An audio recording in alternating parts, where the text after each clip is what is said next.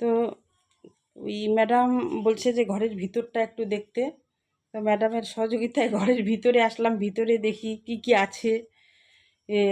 ওই তো উনি কে? উনি হচ্ছেন ধীরেন্দ্রনাথ দাস, মানে উনি প্রতিষ্ঠাতা নাকি? উনি হচ্ছেন আশ্রমের প্রতিষ্ঠাতা। যে আশ্রমের প্রতিষ্ঠাতা ধীরেন্দ্রনাথ দাশগুপ্ত। ধীরেন্দ্রনাথ দাশগুপ্ত, এই যে এনার নাম ধীরেন্দ্রনাথ দাশগুপ্ত।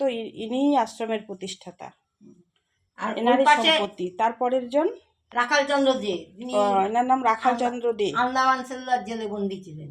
আচ্ছা। আর উনি কমলা চক্রবর্তী। কমলা চক্রবর্তী।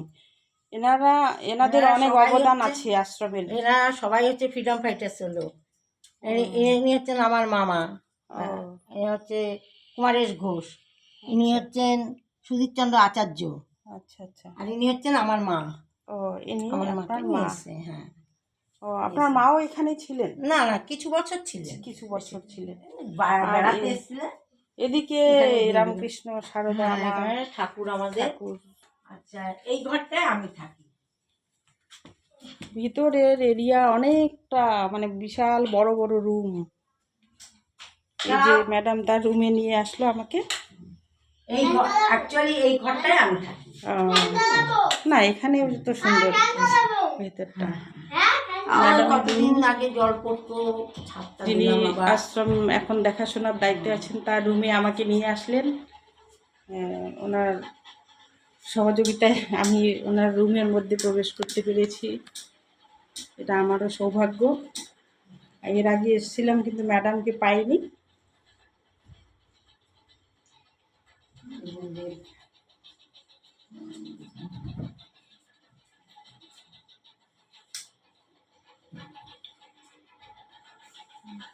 এটা বহু পুরনো, এইসব আলমারি আছে।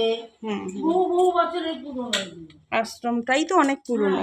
এই 75-80 সালের এই ঘর বাড়ি। এখানে বই, আরো বই আছে। 3টে আলমারি আছে, 3খানা এরকম বড় বড় আলমারি, বই ভর্তি। এইসব আলমারিতে সব বই। আসুন একটা ঘর দেখাই আপনাকে, এসছেন যখন দেখে যান।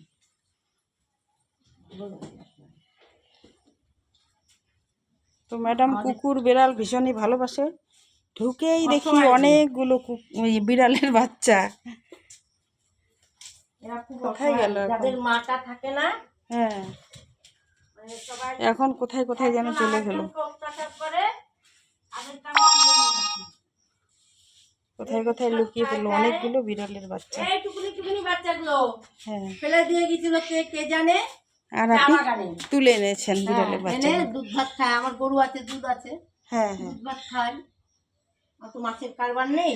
হ্যাঁ, দুধ খেয়েই বিড়ালগুলো থাকে। দুধ খায়, থাকে। ওদের সবার এক একটা নাম আছে। আমাকে দেখলে ছাড়ে না। ও, বিড়ালগুলোর প্রত্যেকটারই আলাদা আলাদা নাম আছে। ও, নাম ধরে ডাকলে সাড়া দেয় না? সব নাম ধরে ডাকলে আমার কাছে চলে আসবে। ঘরটা